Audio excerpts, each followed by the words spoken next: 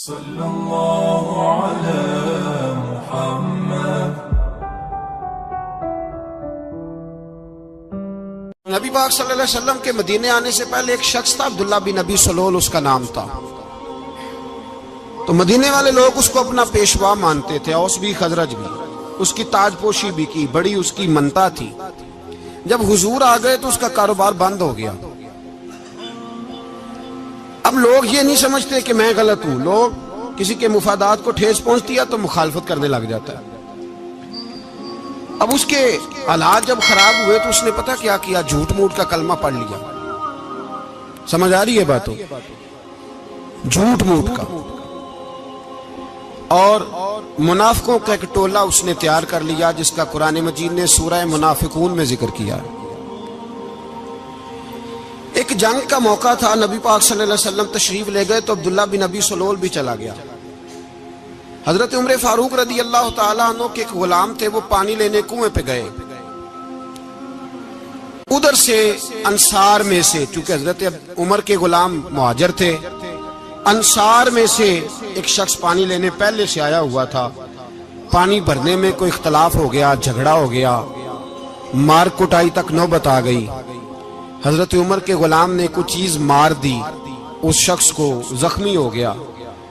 اس نے پکارا، عبداللہ بن ابی سلول نے سمجھا کہ موقع اچھا ہے، دوڑا ہوا آیا اور آ کر اس نے کہا، انصار مدینہ بھاگ کے آؤ، جلدی آؤ، اور بڑے غلط جملے استعمال کیے۔ کہنے لگا اگر ان لوگوں کو تم اپنا بچا کچا کھانے کو نہ دیتے مہاجروں کو تو آج یہ تمہارے سر پہ نہ بیٹھتے۔ معاذ اللہ، ایسی باتوں پہ کہا کرے، بولے یہ روزمرہ کی گفتگو میں عادت بنائیں، کوئی ایسی بات کرنی ہو تو معاذ اللہ استغفر اللہ کہہ کے کرنی چاہیے۔ اس نے کہا کہ معاذ اللہ اب ان کو بچا کچا نہ دیں تو یہ ہمارے سر پہ نہ بیٹھتے۔ شور کیا اس نے۔ ہمارے ہاں بھی سیانے بندے پنچایت کے لوگ وہ کہتے ہیں تو اس برادری کے بچے سے ہی مار کھا ہے، پتہ ہی نہیں چلا، جا اسے مار کے آ، سر پھاڑا، یہ کار پھوڑ دے اس کا سر، اور دیکھ میں دیکھ لوں گا بعد میں جو ہوگا۔ یہ عقل مند لوگوں کے مشورے نہیں، یہ جاہل لوگوں کے مشورے۔ ناراض نہ ہونا، پر یہ نبی پاک صلی اللہ علیہ وسلم نے فرمایا ہے، حضور کا فرمان ہے۔ یہ کن لوگوں کا کام ہے؟ بول کے بتائیں، بول کے۔ پڑھے لکھے سیانے بندے اس طرح کے مشورے یہ بالکل نہیں دیتے، جاہلوں کا کام۔ پکارا، مہاجر سارے اکٹھے ہو گئے، انصار سارے آ گئے، اور جب انصار آئے تو مہاجرین کو بھی پکارا، مہاجر بھی آ گئے۔ اب وہ گتھم گتھا ہونے لگے تو کسی نے جا کے محبوب پاک کے کان میں کہا، یا رسول اللہ وہاں تو مہاجر انصار لڑنے لگے، وہ پرانی لڑائیاں پھر سے جاگ گئی ہیں۔ نبی پاک تشریف لائے، حضور نے وہاں لفظ بیان کیے، فرمایا یہ تم نے کیا جاہلوں جیسا کام شروع کیا ہوا ہے؟ یہ کون سا کام ہے؟ اللہ کرے ہم سب اس کام سے باز آ جائے، آمین تو کہنا۔ اور تو اس برادری دے منڈے کوئی مار کھائے، برادری کیا ہوتی ہے؟ برادری تو تعارف کے لیے، اونچ نیچ کہاں سے آ گئی؟ کہا میرے رسول پاک علیہ الصلوۃ والسلام نے فرمایا تم جاہلوں جیسے کام کر رہے ہو۔ صلح کرائی، بات رفع دفع کرائی، لوگ چلے گئے، معاملہ ٹھنڈا ہو گیا۔ لیکن عبداللہ بن سلول نے کہا کہ میں یہ موقع خالی نہیں جانے دوں گا۔ پھر گیا اور جا کے انصار مدینہ سے کہنے لگا، ایک دفعہ جا لینے دو مدینے، تم نے میری بات نہیں نہ سنی تو جو وہاں بڑے سردار بیٹھے ہیں ان سے بات کروں گا، اور معاذ اللہ ثم معاذ اللہ ہم ان بے عزت لوگوں کو مدینے سے نکال دیں گے، وہاں صرف عزت والے رہیں گے۔ یہ غلط جملے اس نے ادا کیے جس کو قرآن پاک نے سورہ منافقون میں بیان فرمایا ہے۔ اس نے یہ بات کی۔ ایک صحابی تھے حضرت زید رضی اللہ تعالیٰ عنہ، وہ سن رہے تھے، آ کے عرض کی، یا رسول اللہ صلی اللہ علیہ وسلم عبداللہ بن ابی سلول تو اس طرح کہہ رہا ہے کہ مدینے جا کے عزت والے دوسروں کو نکال دیں گے، اور تم اگر اپنا بچہ انہیں نہ دیتے تو معاذ اللہ آج ایسا نہ کرتے۔ حضرت عمر نے بھی سن لیا، حضرت عمر نے بات سن لی، تلوار نکالی اور دوڑے۔ حضور نے بازو پکڑا، فرمایا کدھر جا رہے ہو؟ کہا یا رسول اللہ اگر آج سزا نہ دی تو کل اور بات بھی کرے گا، اور اگر آج ایک قتل ہو گیا تو باقی سیانے بن جائیں گے۔ یا رسول اللہ مجھے چھوڑے میں ماروں گا. حضور نے فرمایا عمر چپ کر, وہ جھوٹ موٹ کا کلمہ پڑھتا ہے, لوگ کہیں گے کہ محمد ابن عبداللہ نے اپنے ساتھی مارنے شروع کر دیے. چپ کر, حوصلہ کر, صبر کر, دلیری کر. حضرت عمر کہتے ہیں میری حضور کے کہنے پر میں ٹھہر تو گیا, پر وہ میرے اندر جو آگ لگی ہوئی تھی ٹھنڈی نہیں ہو رہی. کہتے ہیں میں چپ تو کر گیا. نبی پاک علیہ الصلوۃ والسلام نے پوچھا عبداللہ بن نبی سلول سے, تو نے یہ کہا ہے؟ کہنے لگا شابک اللہ, میں نے بات ہی نہیں کی. ہاں. اب لوگ کہنے لگے کہ زید تو نوجوان ہے, تو یہ بوڑھا آدمی ہے, چلو صحیح کہتا ہوگا. حضور بھی خاموش ہو گئے. اللہ پاک نے قرآن مجید نازل فرما دیا. فرمایا اللہ نے سن لی ان کی بات جنہوں نے یہ کہا ہے. اور پھر لفظ بڑے حسین ہے. فرمایا یہ کہتے ہم عزت والے ہیں؟ نہیں, وللہ العزت ولرسولہ وللمؤمنین. فرمایا عزت تو اللہ کے پاس ہے, اللہ کے رسول کے پاس ہے, اور عزت تو مومنوں کے پاس ہے, مومنین کے پاس عزت ہے. یہ قرآن پاک نے سارا مضمون بیان کر دیا کہ عبداللہ بن نبی سلول غلط کہتا ہے اور حضرت زید صحیح کہتے. حضور نے کچھ نہیں فرمایا, جا رہا ہے قافلہ. جب مدینے کی سرحد آ گئی نا, حدود مدینہ منورہ کی شروع ہوئی, تو عبداللہ کا اپنا بیٹا, اس کا نام بھی عبداللہ بن عبداللہ تھا, اپنا بیٹا اس کا بڑا مخلص جانثار غلام تھا میرے رسول پاک صلی اللہ علیہ وسلم کا. وہ تلوار لے کے مدینے کی حد پہ کھڑا ہو گیا اور کہنے لگا میرے باپ, تو نے اتنی بے ایمانی کے لفظ کہے کہ میں ان کو نکال دوں گا. کہے اپنی زبان سے کہ میں ذلت والا ہوں, رسول پاک کو اللہ نے بڑی عزت عطا فرمائی, کہے ورنہ میں تیری گردن کاٹ دوں گا. بول. کہے حضور بھی عزت والے اور نبی پاک کے غلام بھی عزت. کہے اپنی زبان سے, کہے میرے رب کا یہ فرمان ہے وَرَفَعْنَا لَكَ ذِكْرَكَ, ابھی میں خود تیرے لیے تیری شانوں کو بلند فرما دوں گا. تو کہا تو دشمن ہو کے کہنے لگا میرے بیٹے مجھے معاف کر دے, مصطفیٰ تو بڑی عزتوں والے, ان کے غلام شانوں والے. جب بیٹا تلوار لے کے سامنے کھڑا ہوا, شہرت ہوئی, اب نبی پاک نے حضرت عمر کی طرف دیکھا, کہا عمر تیری بات صحیح تھی, اب جو ہوا یہ زیادہ صحیح تھا. وہ میں نے تجھے کہا حوصلہ کر, تدبر کر, وقت کا انتظار کر, یہ صحیح ہوا کہ وہ صحیح تھا. تو حضرت عمر فاروق کہنے لگے یا رسول اللہ میں گواہی دیتا ہوں آپ واقعی اللہ کے سچے رسول ہیں صلی اللہ علیہ. اتنی اچھی رائے. وقت فیصلہ کرتا ہے, تدبر سے چلے, دانائی سے چلے, علم پیدا کریں, بردباری. ہمیں کئی دفعہ سجدہ صاف کرنا پڑتا ہے, ہم جو کہتے ہیں بات اس کے الٹ نکل آتی ہے. ہم کسی شخص کے بارے میں کچھ تبصرہ کر بیٹھتے ہیں, کچھ عرصے کے بعد ہمیں پتہ چلتا ہے کہ وہ تو ایسا تھا ہی نہیں, ہم نے غلط بات کر. ہم بغیر تحقیق کے, بغیر تفتیش کے, حوصلہ نہ ہونے کی وجہ سے, صبر نہ ہونے کی وجہ سے ہم بہت سارے کام کر گزرتے ہیں, پھر ہمیں نقصان ہوتا ہے. اپنی زندگی میں حلم نہ چھوڑیں, حوصلہ نہ. لڑائیاں ہوتی ہیں نا گھروں میں, اس کی وجہ خامد ہوتا ہے, بیوی نہیں ہوتی.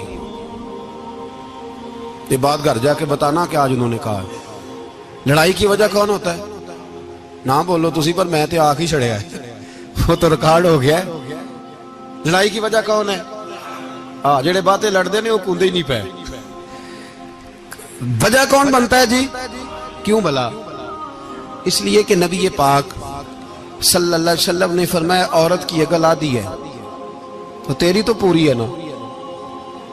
جس کا مطلب ہے لڑائی اگر بچ سکتی تھی تو مرد کی وجہ سے بچ سکتی تھی, گھر میں امن ہو سکتا تھا. کہتے ہیں جی یہ بڑی بیوقوف ہے, میری سنتی نہیں. تو میں نے کہا جو اس سے بحث کر رہا ہے وہ سیانا ہے؟ بولیں. جو بحث کر رہا ہے وہ عقل مند ہے. بندہ تو چلو تھا وہ دانشور شیکسپیئر, باتیں بعض اوقات اس کی کچھ ایسی ہیں. اس سے کسی نے پوچھا تھا عورتوں سے کون جیت سکتا ہے بحث میں, تو اس نے کہا تھا وہ جو ان سے بحث نہ کرے, جو ان سے بحث. تو بھائی تو وجہ اس لیے کہ حوصلہ تو نہیں کرنا تھا. نبی پاک علیہ السلام نے فرمایا بی بی ٹیڑھی لکڑی ہے, سیدھی کرنے کی کوشش کرو گے تو ٹوٹ جائے گی. سیدھی تو پھر کتنا بیوقوف ہے جو پتھر سے سر رگڑ رہا ہے, کتنا نادان ہے جو یہ حرکت کر رہا ہے, دریا میں چھلانگ لگا کے کہتا ہے ڈوبوں گا نہیں. تو بھائی حوصلہ پیدا کر, علم پیدا کر, بہت ساری ایسی باتیں کرے گی جس میں اشتعال آئے گا، فٹافٹ 3 لفظ طلاق کے دے دیے، اب بھاگا گیا مفتی صاحب کے پاس، او ہو 4 بچوں کا کیا بنے گا؟ اور یہ بات پکی ہے کہ بچوں کو صرف ان کی ماں ہی پال سکتی ہے، ان کی ماں۔ اور بات مجھے نہیں بھولتی، ایک شخص نے بیوی کو طلاق دے کے دوسری شادی کی، اس کا بیٹا تھا 10 سال کا، تو اس نے اپنے بیٹے سے کہا کہ بیٹے بتا پرانی اماں صحیح تھی یا یہ صحیح ہے؟ اس نے کہا نہیں ابا وہ تو جھوٹ بڑے بولتی تھی، یہ صحیح ہے۔ وہ جھوٹی تھی، وہ جھوٹ بڑے بولتی تھی میری سگی اماں، یہ سچ بولتی ہے۔ اس نے کہا وہ کیسے؟ کہنے لگا اس لیے کہ میں کوئی شرارت کرتا تھا تو میری سگی اماں مجھے تھپڑ مارتی تھی اور کہتی تھی تجھے روٹی نہیں دے رہی، جا دوڑ جا گھر سے۔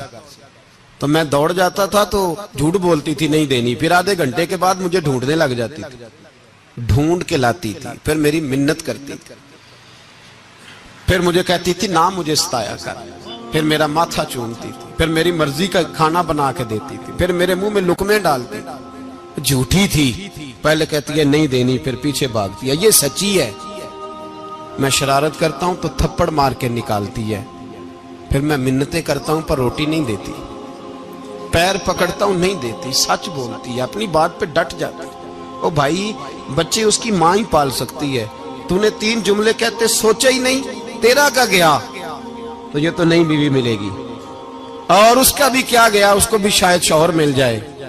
ان پھولوں کی پرورش صرف ان کا مالی کر سکتا ہے، دوسرا کر سکتا تو نے حوصلہ ہی نہیں کیا۔ ٹھیک ہے غلطی بیوی کی تھی پر تو مرد تھا نا، تیرے پاس تو دلیری تھی، فٹافٹ 3 طلاق کے جملے کہہ دیے۔ اور میرے رسول پاک علیہ السلام نے فرمایا جائز کام بڑے ہیں پر طلاق جائز تو ہے پر میرے رب کو پسند نہیں، اللہ کو پسند۔ تو نے مالی بگا دیا جس نے تیرے گھر کا باغ سینچنا تھا۔ تو بھائی یہ حوصلہ نہیں، درجنوں طلاقیں، 20 کیس، اور ابھی وہ شادی کے پورے کپڑے نہیں پہنے تو طلاق پہلے، اس کی وجہ یہ کہ حوصلہ نہیں، صبر نہیں، رضا نہیں، ہم احساس نہیں کرتے۔ اگر تو یہ سمجھ جائے کہ بس اللہ نے جو میرے لیے بہتر سمجھا مجھے دے دیا، صحیح ہے میری آزمائش ہے، کیا ہے کچھ ہے جو اس نے بہتر سمجھا مجھے، اس نے، پھر تو سکھی ہو جائے، تیرے لیے جینا آسان ہو جائے، پھر تو بہت ساری پریشانیوں سے آزمائشوں سے دور ہو جائے۔ میرے نبی پاک علیہ السلام نے ہمیں حوصلہ کرنے کا حکم دیا، دلیری۔ 2-3 سال شاید پچھلے سال یا اس سے پچھلے سال حج کے موقع پہ نا، ہمارے پاکستان میں تو بڑے بڑے انوکھے واقعات ہوتے ہیں، سننے سے کیا میں کہتا ہوں وہ عبرت کے لیے ہوتے ہیں۔ جعلی ویزے لگوا دیے حج کے کسی ایجنٹ نے، اللہ کے مہمانوں کو بھی لوگ لوٹ لیتے ہیں، معاذ، جعلی ویزے لگوا دیے۔ اور مزے کی بات یہ ہے کہ پاکستانی ایئرپورٹ سے گزر بھی گئے وہ ویزے والے، اور احرام باندھے لوگ جدے پہنچ گئے۔ 4 آدمی تھے، انہوں نے ویزا دیکھا تو کہا نقلی آپ کو واپس جانا پڑے گا۔ اگلی فلائٹ سے وہ لوگ واپس آئے۔ آپ مجھے بتائیے ان کی جب وہ چھوٹے چھوٹے کلپ آئے، میڈیا نے ان کی باتیں سنی تو ان کے آنسو نہیں تھمتے تھے۔ ایک آدمی احرام باندھ کے گیا ہے، معمولی سمجھتے ہیں آپ؟ میرے جیسا غریب آدمی کبھی اس نے ارادہ کیا اور مدینے جانے کا لیٹ ہو جائے تو کلیجہ پھٹنے کو آتا ہے، کچھ مجبوریاں پیروں میں آ جائے، نہ جا سکے تو پتہ نہیں کتنی توبہ کرنے کو دل کرتا ہے کہ کہیں غلطی تو نہیں ہو گئی، کوئی ایسی بات تو نہیں نکل گئی۔ یقین کریں طبیعت پریشان ہو جاتی، یار کوئی ایسا کام تو نہیں ہوگا جس کی وجہ سے یہ بات ہوئی۔ 4 آدمی لوٹ آئے، حالات خراب ہو گئے، لوگ رو رو کے قصے سناتے تھے، لیکن میرے رسول پاک علیہ السلام کا حوصلہ دیکھو۔ حضور کعبے کا بھی کعبہ، حضور مالک، حرم کے مالک مطلق، جن کے صدقے اللہ نے کعبہ کو بیت اللہ بنایا۔ حاجیو آؤ شہنشاہ کا روضہ دیکھو، کعبہ تو دیکھ چکے اب کعبے کا بھی کعبہ دیکھو۔ حضور 1400 صحابہ کو لے کے گئے عمرہ کرنے، مقام حدیبیہ پر پہنچے تو کافروں نے روک لیا، ہم عمرہ نہیں کرتے، تو اور میں خادم اور جو وارث و مالک ہیں 1400 صحابہ، ہم نہیں عمرہ کرنے دیتے، واپس جائیے۔ صلح لکھی جا رہی ہے. صلح کی شرطیں کیا ہیں؟ مکے سے کوئی آدمی غلطی سے بھی مدینے چلا گیا، مکے کا آدمی، تو مسلمان اگر ان کے ظلم سے تنگ آ کے، مکی مسلمان کافروں کے ظلم سے تنگ آ کے مدینے چلا گیا تو مدینے والے واپس کریں گے. اور اگر مدینے سے کوئی شخص غلطی سے بھی مکے چلا گیا تو مکے والے واپس نہیں کریں گے. اتنی سخت شرائط.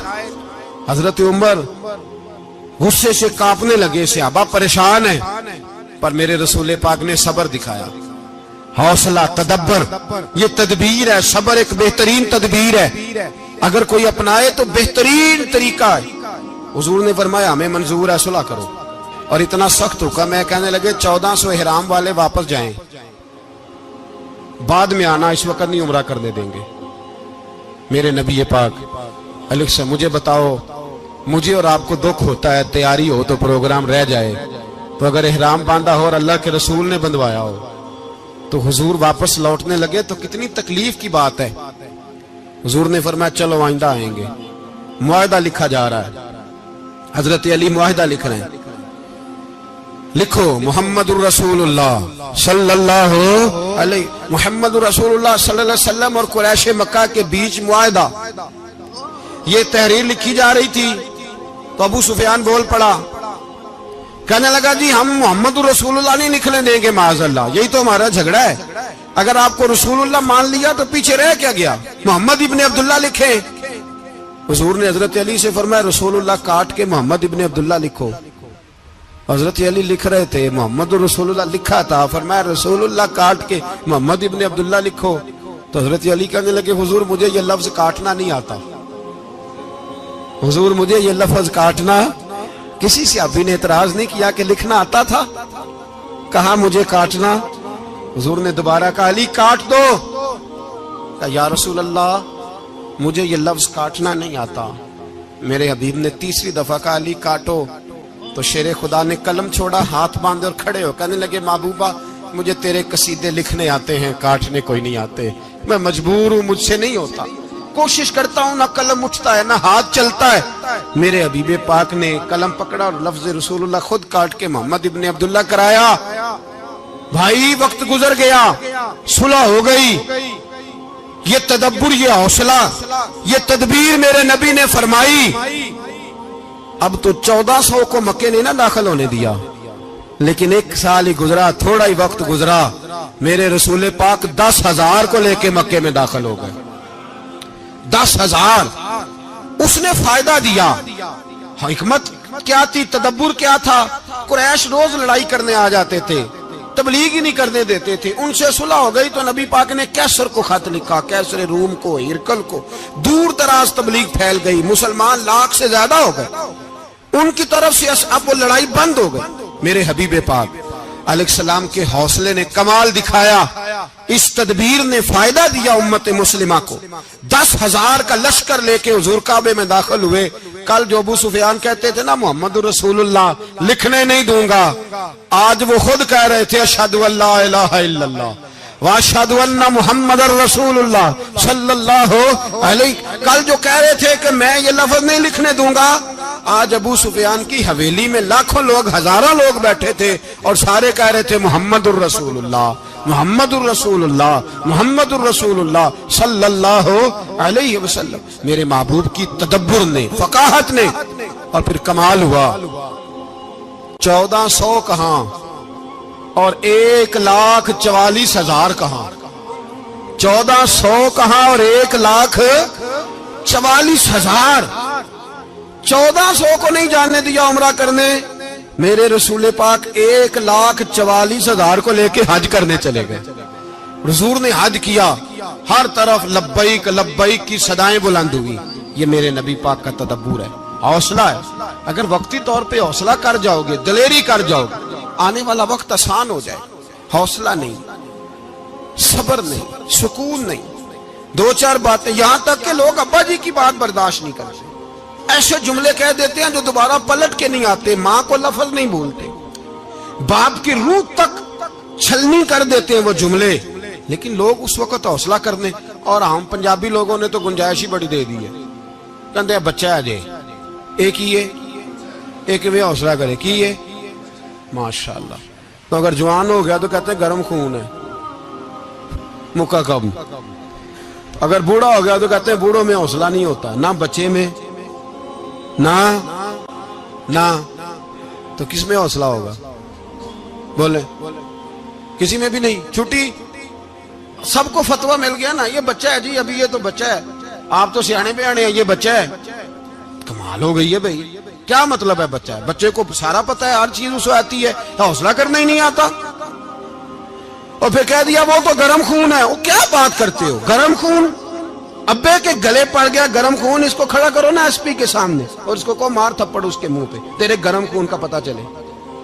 غریب کے یہ گلے پڑ گئے، اس کو کھڑا کرو ایس ایچ او کے سامنے، پھر پتہ چلے گا خون کتنا گرم ہے. وہاں بالکل چپ ہے، بالکل خاموش ہے. اور گرم خون اس کا صرف اماں کے لیے. جلال صرف رہ گیا اگر غریب گھر کی بیٹی بیاہ کے لایا تو صرف اس کے لیے. کوئی ایسی بات نہیں. ہم بڑے سیانے، ہمارا غصہ بڑا سمجھدار ہے، ہمارا وہ گرم خون بڑا سیانا ہے. وہ جہاں دیکھتا ہے کہ معاملہ ہلکا ہے تو وہاں وہ گرم خون جلال میں، اور جہاں دیکھتا ہے کہ سامنے والا تگڑا ہے تو وہاں وہ گرم خون فوراً ٹھنڈا ہو جاتا ہے. حوصلہ پیدا کرے. زندگی حوصلے مند لوگ جیتے ہیں، جو حوصلے مند نہیں ہوتے وہ تو زندگی کا ایک سال لطف سے نہیں جی پاتے. حوصلہ کریں، مسکرائیں. میرے نبی پاک صلی اللہ تعالی علیہ وسلم نے نا عثمان بن طلحہ کعبے کی چابی ان کے پاس ہوتی تھی. حضور نے ایک دن فرمایا عثمان، اچھا یہ نہیں تھا کہ عثمان خاص لوگوں کو چابی کعبہ کھول کے دکھاتے تھے، بلکہ ان کو قریش کی جانب سے یہ حکم تھا کہ جو بھی تجھے کہے تو نے کعبے کا دروازہ کھول دینا. نبی پاک علیہ الصلوۃ والسلام نے نا ہجرت سے 2-4 دن پہلے کہا کہ عثمان ذرا چابی دو، میں نے کعبہ اندر سے دیکھنا ہے. بڑے ٹھنڈے دل سے ذرا سننا، ادھر دیکھو میری طرف، ادھر دیکھیے گا ذرا میرے بھائی. میں نے ایک بندے سے کہا یار پانی کی بوتل دینا دکاندار سے. ایک ہے اس نے کہہ دیا نہیں میرے پاس. اس بات کا کوئی غصہ؟ بولیے. اور اگر وہ کہے سارے زمانے کو ملے گی آپ کو نہیں دینی، پھر بولے میرا خیال ہے چپ کر کے ہنس کے آ جائیں گے، سوال ہی نہیں پیدا ہوتا. ہم کہیں گے مجھے نہیں نہ دینی تو نے تو دکان اٹھا یہاں سے بند کاری سے. کیا مطلب ہے سب کو دینی ہے تجھے نہیں دینی؟ کیا معنی ہے اس کا؟ لے کے جاؤں گا، جھگڑا ہوگا، بحث کریں گے. عثمان بن طلحہ سے حضور نے فرمایا دروازہ کھولو، کعبہ دیکھنا ہے. عثمان کہنے لگا میں ساری دنیا کو دکھاؤں گا، آپ کو نہیں دکھاؤں گا. کتنی سخت بات ہے، پر قربان جائیں رسول اللہ کے حوصلے پہ صلی اللہ علیہ. عثمان کہتے ہیں میں نے یہ بات کی تو نبی پاک مسکرانے لگے، اور میں اچھا نہیں دینی تو حضور نے نا مسکرا کے اور میری کمر پہ تھپکی دی، فرمایا اچھا یاد رکھنا یہ چابی میں تجھ سے لے لوں گا اور جس کو میرا دل کرے گا میں اس کو دوں گا. عثمان کہتے ہیں روز رات کو نبی پاک کے یہ جملے میرے کانوں میں گونجتے تھے کہ حضور نے فرمایا. کہتے ہیں جس دن پتا چلا نا نبی پاک 10,000 کا لشکر لے کے آ رہے ہیں تو ابو سفیان میٹنگیں کر رہے تھے، مکے کے سارے سردار تیاری کر رہے تھے، اور میرے کانوں میں ایک ہی لفظ تھا کہ حضور نے فرمایا میں چابی لے لوں گا، پھر جس کو میں چاہوں گا اسے دوں گا. عثمان کہتے ہیں حد ہو گئی، وقت گزر گیا. حضور آ گئے، طواف فرمایا، اور طواف کے بعد میرے نبی پاک علیہ السلام نے فرمایا بلاؤ نا ذرا عثمان کو. عثمان کہتے ہیں میں چابی لے کے آیا تو دوسرا جملہ کوئی نہیں. ساڈے نا کوئی بندہ مشورہ دے وے اودی نہ منیے تے جے کام مونج ہو جے نا جن جو نے مشورہ دیتا سی تے او نال ہی غوث پاک بن جاندا ہے. تینوں آکھیا سی نا فوراً ہی داتا علی اجمیری ہو جاندا ہے. وہ کہندا تینوں پتہ نہیں میں کڈا ولی اللہ، تینوں میں آکھیا سی میں انج نہ کر. اور بندہ پریشان ہوتا ہے، کام الٹ ہو گیا اور لاگوں آکھی جاندا ویکھو جی میں تے تانوں پہلو ہی آکھیا سی. جی عجیب بات ہے، شیخ چلی کی طرح پیچھے پڑ جائے گا، میں نے تو پہلے ہی کہا تھا. او بس کر یار، اب تو خواجہ معین الدین اجمیری ہو گیا، بس کرو. مشورہ ہی ہوتا ہے، کسی کا مل جاتا ہے اور کسی کا نہیں لیا جاتا. فوری طور پہ بندہ اٹھ کے نا تو ولایت کی 4تھی سیڑھی پہ چڑھ جائے گا، کہے گا میں تو ابدال وقت ہوں، میں قطب دورہ ہوں، میں نے تجھے کہا نہیں تھا. اب بس کر یار. کئی دفعہ مشورے صحیح ہوتے ہیں، کئی دفعہ صحیح بولیے نبی پاک صلی اللہ علیہ وسلم کی احد کے دن خواہش یہ تھی کہ اندر رہ کے لڑنا ہے. جوان صحابہ نے کہا باہر جا کے لڑائی کرنی ہے. حضور نے باہر جا کے جنگ کی. بظاہر مسلمانوں کو شکست ہوئی. حضور نے ایک دفعہ نہیں کہا کہ میں نے تمہیں کہا نہیں تھا اندر رہنا ہے, بس ہو گیا جو ہو گیا. اب اس میں فٹافٹ اگلے کو حوصلہ دو, کوئی عرض نہیں یار.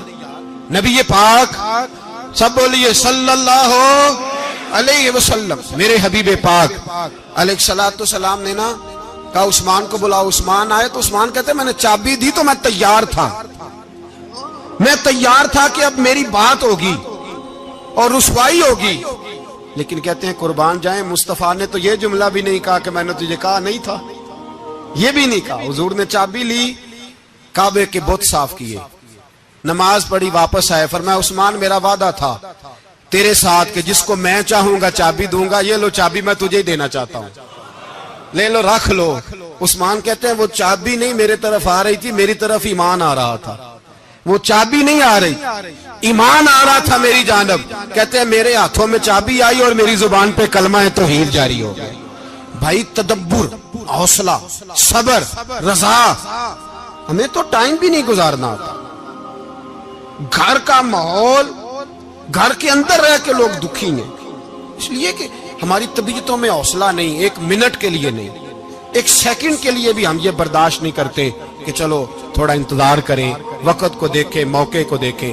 میرے نبی پاک علیہ الصلوۃ والسلام پہ اتنی مصیبتیں آئیں کہ پہاڑ پہ آتی تو وہ ریزہ ریزہ ہو جاتے, لیکن کسی مقام پر بھی حضور علیہ الصلوۃ والسلام شکوہ کرتے نظر نہیں آتے. ہم غریبی کا رونا روتے ہیں, ہر چوتھا آدمی کہتا ہے بڑا غریب ہوں, لیکن میرے نبی پاک علیہ الصلوۃ والسلام نے چوتھے دن کھجور کھائی, سرکہ کھایا ہے اور موٹے بان کی چارپائی پہ آرام کیا. حضرت عمر نے کہا حضور کتنی تکلیف ہے؟ فرمایا عمر کوئی تکلیف نہیں, تھوڑا سا تو وقت ہے, جنت میں جائیں گے, ساری نعمتیں اللہ نے ہمارے لیے تیار کی ہوئی ہے. راضی بالرضا, راضی بالرضا, کوئی کسی قسم کا مسئلہ نہیں. ہمیں آزمائشیں آتی ہیں, تکلیفیں آتی ہیں, بیماریاں آتی ہیں, لوگ چھوٹی چھوٹی بات پر پریشان ہو جاتے ہیں, ذرا ذرا سی بات پر شکوہ کرتے ہیں. میرے رسول پاک علیہ السلام نے فرمایا جب میرا رب کسی کو بیمار کرتا ہے تو 2 فرشتوں کو بھیجتا ہے, جاؤ میرے بندے کی تیمارداری کر کے آؤ. اللہ اکبر, خود رب بھیجتا ہے, جاؤ میرے بندے کی. تو مجھے بتائیے جب اللہ بھیجے تو پھر تندرست خوش نصیب ہوا کہ بیمار؟ جی تندرست پھر خوش نصیب کون ہوا؟ میرے نبی پاک صلی اللہ علیہ وسلم نے فرمایا رب 2 فرشتے بھیجتا ہے, فرماتا ہے پتہ کر کے آؤ میرے بندے کا اس کا کیا حال ہے. حالانکہ اللہ سارا ہی جانتا ہے. فرشتے آتے ہیں, واپس جاتے ہیں, رب کریم پوچھتے ہیں بتاؤ میرا بندہ کیا کہتا تھا. اللہ تجھے سارا ہی پتہ ہے, پر ہم سے پوچھتے تو بتا دیتے ہیں. وہ یہ کہتا تھا کہ میں اپنی رب کی رضا پہ بڑا ہی راضی ہوں. وہ تیری حمد کر رہا تھا, تیری تعریف کر رہا تھا, تیرا شکر کر رہا تھا, تیرے لیے کلمات حمد بیان کر رہا تھا. تو میرے نبی پاک علیہ السلام فرماتے ہیں, اللہ فرشتوں سے فرماتا ہے سنو پھر اگر میں اپنے بندے کو اس بیماری میں شفا دوں گا تو اس تندرستی سے زیادہ اچھی تندرستی دوں گا جو پہلے اسے عطا کی ہوئی تھی, پہلے سے اچھی صحت دوں گا. اور اگر اسے اس بیماری میں موت دوں گا تو پھر مرتے ہی اس کے لیے میں جنت کا فیصلہ فرما دوں گا. بھائی جب تو راضی بالرضا رہتا ہے, راضی بالرضا, بڑی سادی سی بات ہے بھائی. آپ گھر گئے روٹی مانگی تو اگر کسی نے کہا نا کہ اتنی تھکاوٹ ہے ٹائم پہ آیا کریں اس وقت, تو روٹی تو وہ بھی مل گئی اور اس میں لذت, وہ سکون نہیں, وہ سکون نہیں. میری اماں جی سالن پکا کے رکھ لیتی تھی تو روٹی جب بھی کوئی مانگتا تھا تو تازی بنا کے دیتی تھی, ان کی طبیعت تھی. تو میں اکثر ان سے کہتا کہ اماں جی پکا کے رکھ دیا کرو. تو کہتے تمہیں خوشی نہیں ہوتی جب تمہاری اماں تازی پکا کے دیتی ہے؟ خوشی ہوتی ہے, طبیعت میں خوشی ہوتی ہے. ان کا مزاج تھا, ذوق تھا, تو ہم سمجھتے تھے یار یہ بڑی سعادت کی بات. تو آپ گھر گئے رات کو تو گھر والوں سے کہا روٹی, تو فوراً اٹھے, فوراً, اور انہوں نے کھانا تازہ بنایا اور ساتھ یہ بھی کہا باہر سے نہ کھایا کرے بندہ بیمار ہو جاتا ہے. کتنی ٹھنڈک پہنچتی ہے آدمی کے دل کو, سکون ملتا. تو بھائی بیماری تو آپ نے کاٹ لی, لیکن ساتھ کہو ہو بڑا بیمار ہوں, میں نے تو اتنے گناہ بھی نہیں کیے, ظلم بھی نہیں کیا, کسی کو کچھ بھی. اب بیماری تب بھی کٹ گئی. پر بڑی آزمائش. مریض ڈاکٹر کے گلے پڑ رہا ہے, اس کے لواحقین جھگڑے کر رہے ہیں, بیماری وہ بھی کٹ گئی. اور ایک بیمار وہ ہے جو چارپائی پہ لیٹا ہے اور کہتا ہے جس طرح میرا اللہ راضی اسی طرح میں بھی راضی.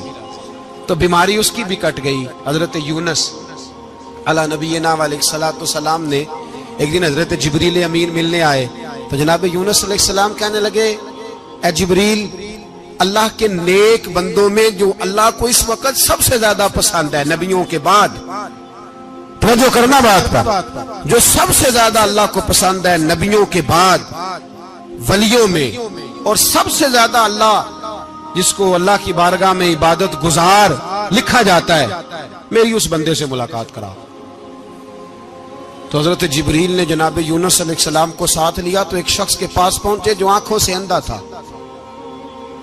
دونوں ہاتھ اس کے سلامت نہیں تھے اور پورے جسم میں پیپ جاری تھی, ریشہ تھا. جب جا کے السلام علیکم کہا نا حضرت یونس نے, اس نے وعلیکم السلام کے بعد پہلا لفظ پتہ کیا کہا؟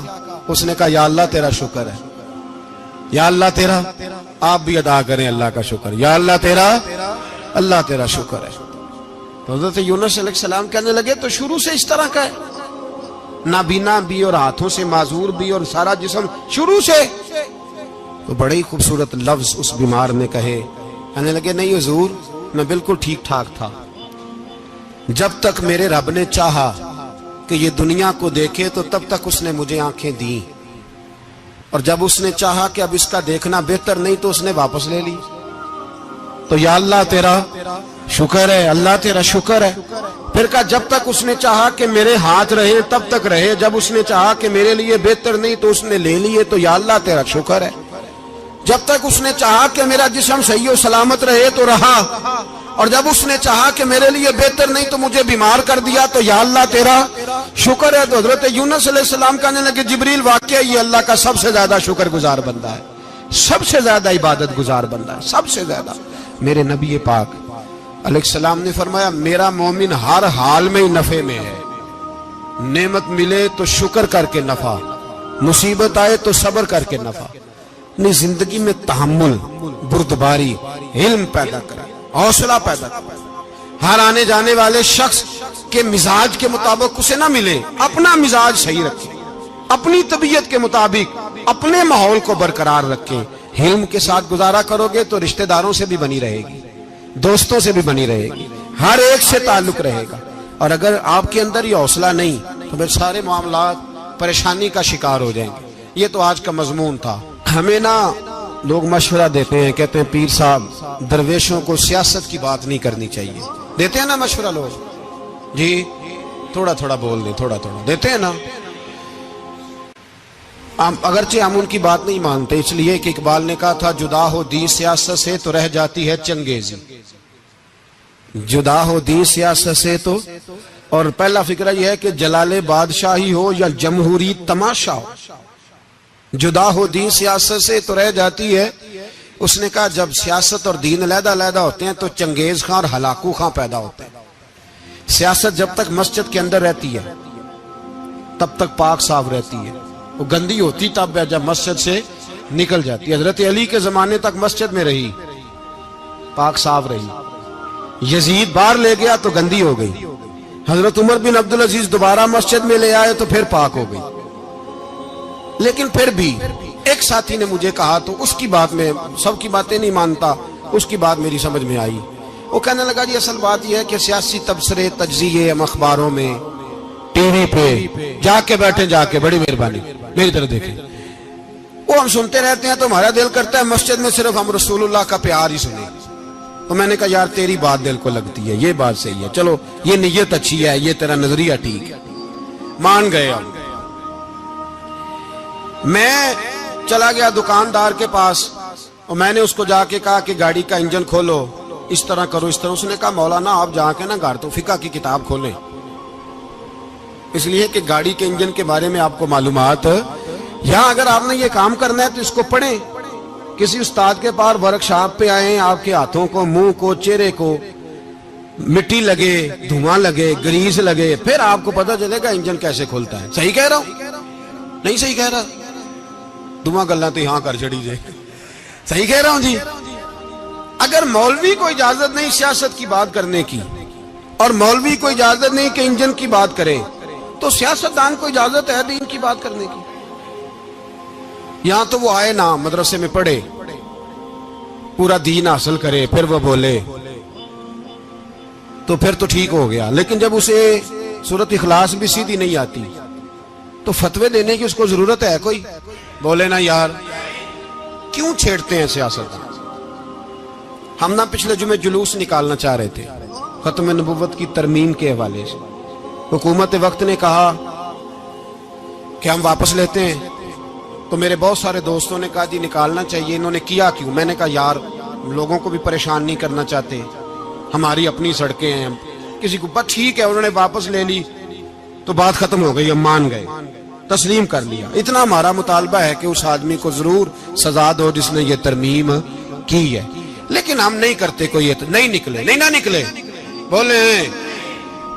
تو وزیر قانون صاحب کو کیا مصیبت بنی ہوئی ہے نیا فتویٰ دینے کی؟ کہ ہے کوئی شوق انہیں دینا چاہیے فتویٰ؟ کہتے نہیں مرضیوں میں ہمارے درمیان تھوڑا ہی فرق ہے۔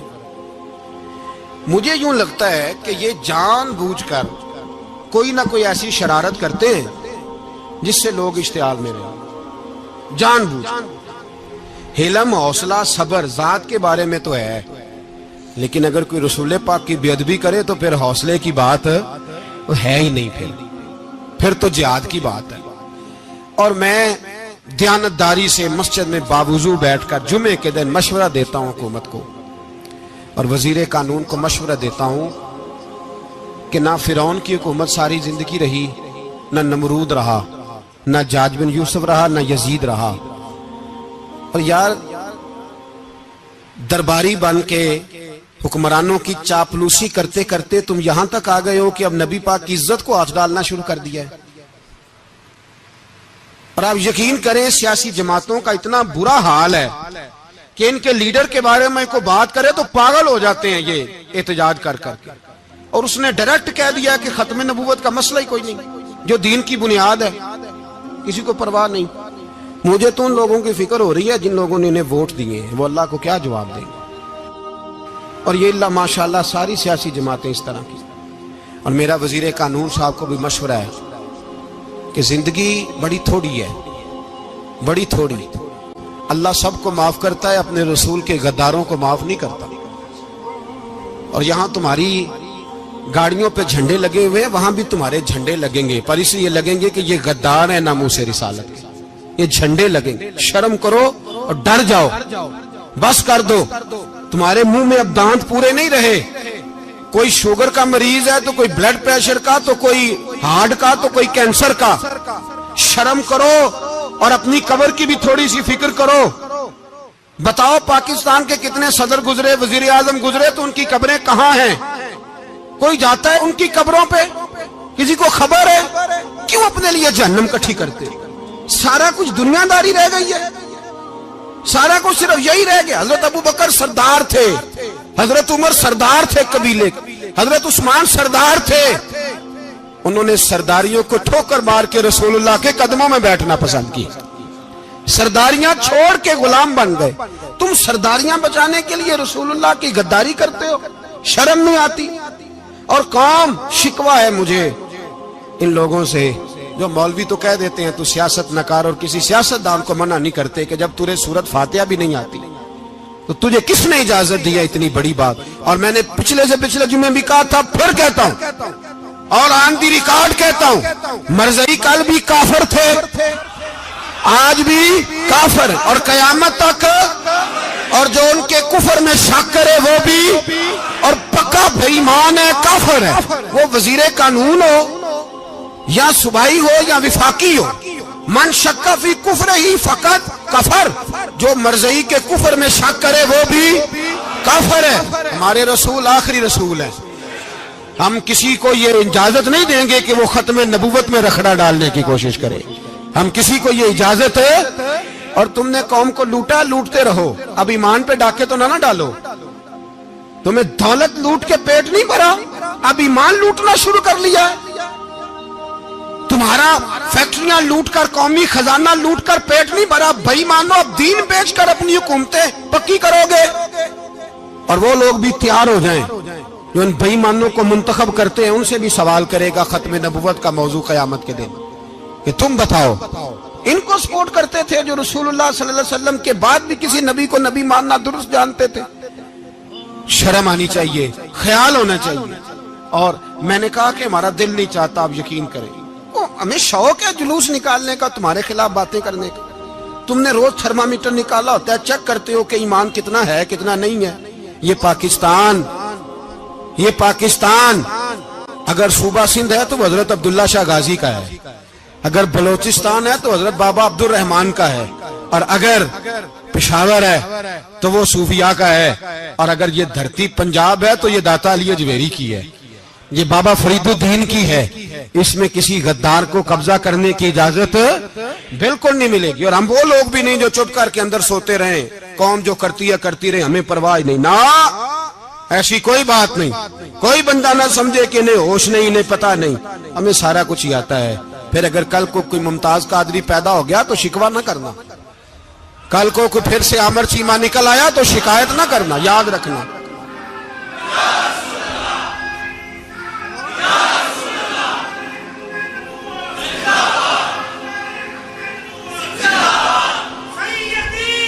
تو میرے بھائی کھول کے بولے یا نبی رسول کے وہ صلی اللہ۔ تو یہ مشورہ،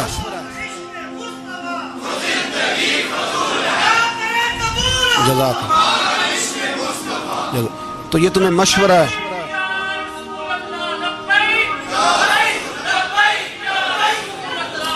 میری بات سنیں، یاد رکھیں، یہ لوگ بعد میں پچھتاتے ہیں، پھر مناظرے کراتے پھرتے ہیں، اس نے صحیح کیا کہ غلط کیا، پھر انہیں ہوش آتی ہے بعد میں، پھر ان کے ہواری نکل نکل کے میدانوں میں دلیلیں دیتے ہیں۔ اس لیے ہمارا مشورہ ہے انہیں کہ یہ اپنی حد میں رہیں، اور جو کام تمہارے ذمہ، میں نے کہا نا تم نے بڑا لوٹا، یہ قوم روز تمہیں موقع دیتی ہے لوٹنے کا، یہ موقع دیتی ہے، تو تم نے دولت لوٹ کے پیٹ نہیں بھرے، اب ایمان لوٹنے کے چکر میں آ گئے ہو۔ یاد رکھو، مسلمان گناہگار ہیں، غدار نہیں ہیں۔ تمہیں دولت لوٹنے کا تو شاید موقع مل گیا ہے، پر ایمان لوٹنے کا موقع نہیں ملے گا، تو اس لیے اس کو لگام دو۔ اور ویسے بھی کتا جو پالتو ہوتا ہے نا، اس کو گھر کے اندر سنگلی سے باندھ کے رکھنا چاہیے۔ یہ تمہارے بوٹ چاٹتے ہیں، بھونکتے ہیں، تمہارے حق میں وزارتیں لیتے ہیں، ہم نے تو کوئی وزارت نہیں لی تم سے، اور نہ ہمیں شوق ہے، اس لیے کہ ممبری کیا کرنی ہے جس کو ممبر رسول عطا کر دیا جائے، اس نے کیا کرنی ہے یہ ممبریاں جس کو پکا ممبر رسول دے دیا جائے، تو اس لیے اس سے باہر آؤ۔ میں نے کہا بڑے بڑے نمرود، فرعون، قارون دفن ہے، تمہارا بھی نام تک نہیں ہوگا، بالکل نام نہیں ہوگا۔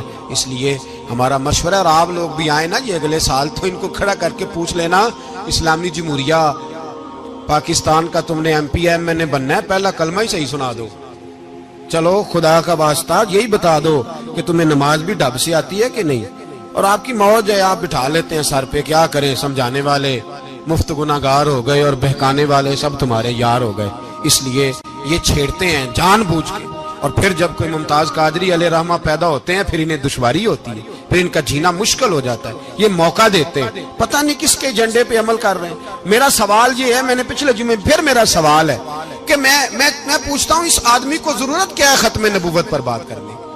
جب امت مسلمہ کے متفق کا فیصلہ ہے کہ مرزائی کافر، اسمبلی نے بل پاس کر دیا کہ مرزائی، ان کو اقلیت قرار دے دیا، اور جب سے وہ اقلیت بنے، نہ ہم نے ان کی عبادت گاہ جلائی، نہ ہم نے ان کو قبروں سے نکالا، نہ ہم نے، بس ٹھیک ہے جیسے عیسائی رہتے ہیں، یہودی سے کس ملک میں رہتے ہیں وہ بھی رہیں، اقلیت بن کرے، کوئی اعتراض، پر تم انہیں کھینچ کھونچ کے کیوں قریب کرتے ہو؟ تمہارا کیا جرانہ ہے ان کے ساتھ؟ بتاؤ تو صحیح۔ ان لوگوں سے ان کو چاہیے اپنے منہ میں لگام ڈالیں، اور اگر نہیں ڈالیں گے پھر انشاءاللہ ڈالی جائے گی، اور بڑی تگڑی ڈلے گی، اور پھر ایسی ڈلے گی۔ سلمان تاثیر جب مرا تھا نا تو 5-5 لاکھ روپیہ مولویوں کو آفر کی جنازہ پڑھاؤ، 5-5 لاکھ روپیہ چھوٹے چھوٹے مولویوں کو۔ اور داتا صاحب کی مسجد کے خطیب بھی صوبائی جو تھے، وہ خطیب تھے، ملازم تھے، انہوں نے کہا کہ ایمان نہیں بھیجنا، نکالنا نوکری سے تو نکال دو، اور بادشاہی مسجد کا مولوی جس کا پتہ ہی نہیں چلتا کبھی کدھر چلا جاتا ہے کبھی کدھر، یہاں تو وہ بھی کھڑا ہو گیا. اس نے کہا نا ایمان نہیں بیچنا. گورنر ہاؤس کی مسجد کا امام کہنے لگا کہ بخشا جانا نہ جانا یہ تو رحمت الہی کا معاملہ ہے، پر اتنا گندا جنازہ نہیں پڑھنا، اتنا گندا جنازہ نہیں ہم پڑھیں گے. مرنے کے بعد تمہارے جنازے نہیں پڑھے جاتے، تمہاری قبریں خراب ہوتی ہیں، کدھر ہیں تمہاری دولتیں؟